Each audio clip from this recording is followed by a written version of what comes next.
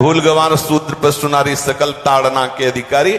अब इसकी व्याख्या सूक्ष्मता से सुने और विचार पूर्वक। शास्त्रीय प्रमाण के अनुसार ढोल है ना, ढोल को ताड़ना चाहिए। ताड़ना मतलब उसको ठपाक चाहिए और बेताल नहीं। शास्त्र सिद्धांत के अनुसार, संगीत शास्त्र के अनुसार तभी वो राग प्रकट कर पाएगा, तभी वो बजेगा। ढोल को हाथ जोड़ के बोलो कि साहब आप बज जाएं, नहीं बजे, उसको ताड़ना चाहिए।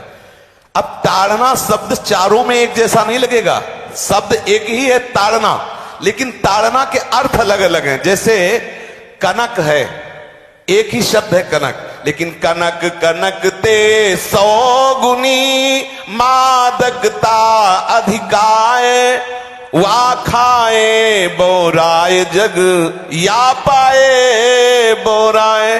बोले कनक ही शब्द है।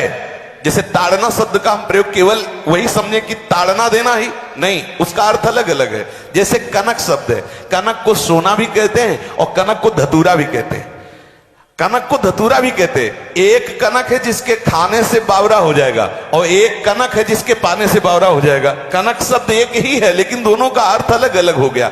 ऐसे ही ढोल में ताड़न का तात्पर्य है उसको पीटना, लेकिन वो शास्त्रीय संगीत के आधार पर उसको ताल देना। ताल देने से ही वो राग प्रकट करता है, आनंद की उमगन करता है, ना कि प्रार्थना करने से। समझ रहे? अच्छा, गंवार, गंवार कहते हैं विवेकहीन पुरुष को। विवेकहीन पुरुष को कोई कार्य दे दो और उस पर दृष्टि न रखो तो कार्य नष्ट हो जाएगा। वहां ताड़ने का तात्पर्य उसको पीटना नहीं है। उस अविवेकी गंवार पर दृष्टि रखो। जो आपने कार्य सौंपा है, जो भी कार्य उसका है, उस अविवेकी पर दृष्टि रखना ताड़ना हुआ। उस पर दृष्टि रखो, क्योंकि वो अविवेकी है, गंवार है, वो कार्य प्रणाली ठीक जानता नहीं। आप जहां त्रुटि होता संभाल लेना तो वो संभल जाए, क्योंकि वो गंवार है। और शूद्र, शूद्र का तात्पर्य होता है शूद्र। वैसे जो वर्ण व्यवस्था में शूद्र का प्रादुर्भाव सबसे श्रेष्ठ जगह से प्रादुर्भाव है। वर्णन आता है ब्राह्मणोश मुखमाशीत बाहु राजन्य कृतः उरुददस जत वैश्या पदभ्याग्यं शूद्रो जायत। भगवान के श्री चरणों की ही वंदना होती है प्राय। आपने देखा सबके श्री चरणों की, और शूद्रों का प्रादुर्भाव श्री चरणों से हुआ है। कोई ऐसा न समझे कि शूद्र का मतलब निकृष्ट होता है। यहां शूद्र का तात्पर्य जब से किसी से कहते हैं कि शूद्रवत आचरण करता है, मतलब शास्त्र विरुद्ध, सदाचार के विरुद्ध आचरण करना शूद्रवत आचरण की तरफ संबोधन किया जाता है। यहां कहा गया कि शास्त्र की सम्मति, शास्त्र के शासन के अनुसार आचरण हो, सदाचार परायण हो। शास्त्र जिसके लिए जो विधान करता है, शास्त्र शासन स्वीकार करना, यहां शूद्र के ताड़न की बात कही गई। यहां शूद्र ताड़न का तात्पर्य डंडे से प्रहार करना नहीं, समझना। और जो चौथा कहा गया नारी, अगर स्त्री को हम ये कहें कि ताड़न से ही वो केवल काबू में रहती है, तो राष्ट्र में अपने प्रसिद्ध लक्ष्मीबाई जैसी कोई सामर्थ्यशाली वीरांगना, कोई वीरों सामने बड़े बड़े वीरों के दांत खट्टे कर दे, ऐसी बहादुर सिंघनी हुई, अंग्रेजों के दांत खट्टे कर दिए। अगर कोई समझे कि नारी केवल ताड़ने के लिए है तो उसकी मूर्खता है। पुरुष और नारी का समान प्रादुर्भाव हुआ है। भगवान ब्रह्मा के श्री अंग से दाहिनी तरफ से महाराज मनु और बाईं तरफ से उनकी पत्नी उनका प्रादुर्भाव हुआ शतरूपा। शतरूपा, अब आप बोलो एक ही शक्ति के दो भाग हो गए, एक पुरुष रूप धारण कर लिया, एक नारी रूप धारण कर लिया। अब यहां विचार जो है कि उस नारी के ऊपर ताड़न शब्द का क्या प्रयोग है। जैसे आप मार्ग में चले जा रहे हैं और आपने दृष्टि चूक कर दी और नारी आपकी स्त्री पीछे चल रही, तो कोई हमला कर सकता है, क्योंकि वो रत्न है। 14 रत्नों में एक रत्न स्त्री रत्न भी है। स्त्री को रत्न कहा गया है। भगवान श्री राम जब वनवास में जा रहे हैं तो सिया जी को आगे नाव में जब चढ़ाना होता तो पहले सिया जी को चढ़ा, सीए चढ़ाई चढ़े रघुराई, पहले आगे। दृष्टि रखो, दृष्टि चूक गई तो रत्न है। यहां दृष्टि रखना, शासन मतलब उसकी पिटाई करना नहीं कि जैसे ढोल को पीटा जाता है ऐसे स्त्री को पीटा जाए, शूद्र को पीटा जाए तो गंवार को, यह व्याख्या नहीं है, यह मूर्खता है, इसे व्याख्या नहीं कहते। जैसे कनक शब्द के कई अर्थ होते हैं, ऐसे ही ताड़न शब्द का यहां अलग अलग प्रयोग है। स्त्री के ऊपर दृष्टि रखो। किस भाव की दृष्टि रखे? क्योंकि वो हमारे यहां रत्न की तरह है। कहीं कोई ऐसा ना हो कि कुदृष्टि वाला कोई उस पर हमला कर दे।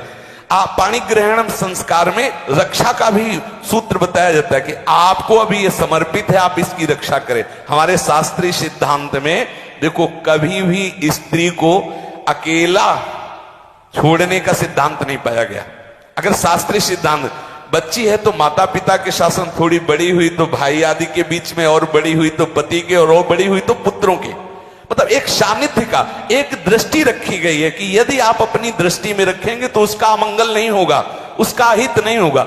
ये जो जैसे मानो कोई सी स्त्री को अकेला कोई पा गया और कुमार्गगामी वृत्ति वाला हुआ, तो आज जो घटनाएं सुनने को मिलती हैं, अगर हमारी दृष्टि हो उस पर तो ऐसा नहीं हो सकता। और दूसरी बात यह है कि स्त्री को बुद्धि स्वरूपा भी माना गया। भगवान से भीष्म जी कहते हैं, मैंने अपनी कुंवारी कन्या बुद्धि को, हमारी कुंवारी कन्या है बुद्धि, सदैव सुरक्षित रखा है, आज आपके चरणों में समर्पित करते हैं। तो शास्त्र शासन के द्वारा बुद्धि को सदैव अपने अधीन रखो, कहीं बुद्धि कुमार्गगामी ना हो जाए। यहां स्त्री के ताड़न का केवल एक सूत्र है कि आप उस पर दृष्टि बनाए रखें, कहीं स्त्री रत्न कहीं अपवित्र ना हो जाए, कहीं दूसरे का किसी तरह से कुमार्गगामी लोगों का ऐसा कोई बर्ताव ना हो जाए, इसलिए सावधान। वहां उसको पीटने का शब्द नहीं है कि ढोल गवार शूद्र पर सुनारी सकल ताड़ना के अधिकारी। ताड़ना का तात्पर्य वहां पीटना नहीं तो विद्वता में देखो तो एक से एक, साधुता में देखो तो एक से एक, वीरांगना देखो एक से एक, ऐसा नहीं कह सकते, क्योंकि जो सामर्थ्य पुरुष में वही सामर्थ्य भगवान ने स्त्री में भी दी,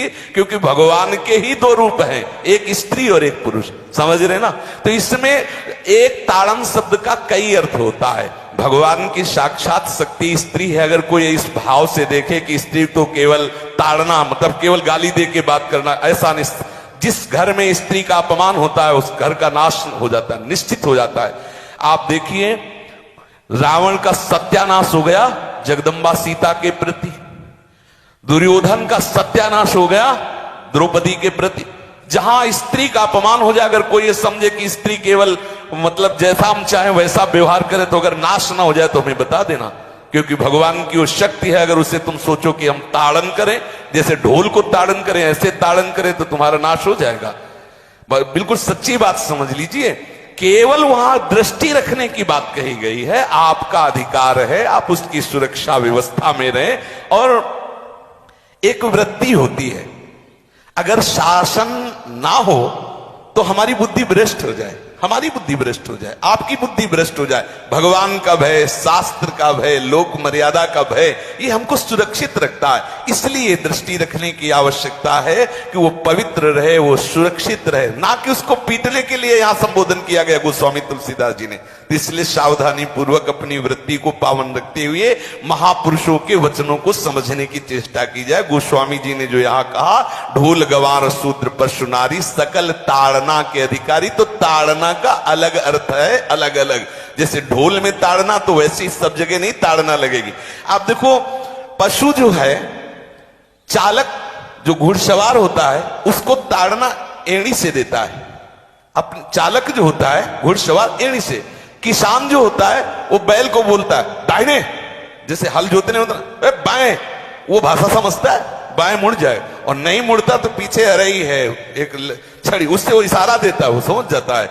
पशु को अपने इशारे से चला लेते। अब उससे कहे, खड़ा होकर हाथ जोड़ के कहे कि भैया बैल देवता अब थोड़ा दाहिने मुड़ जाओ, तो नहीं मुड़ेगा। जब लगाम पकड़ी और थोड़ा ताड़न किया और बोले दाएं, तो फौरन दाहिने मुड़ गया। आप देखो जो बैलगाड़ी चलाते हैं, घोड़ा गाड़ी चलाते हैं, ऊंट चलाते हैं, तो पशु शासन के द्वारा उसको इशारे से किधर चलना है उसको इशारा बता दो। अलग अलग जगह इस ताड़न शब्द का अर्थ प्रयोग किया गया है।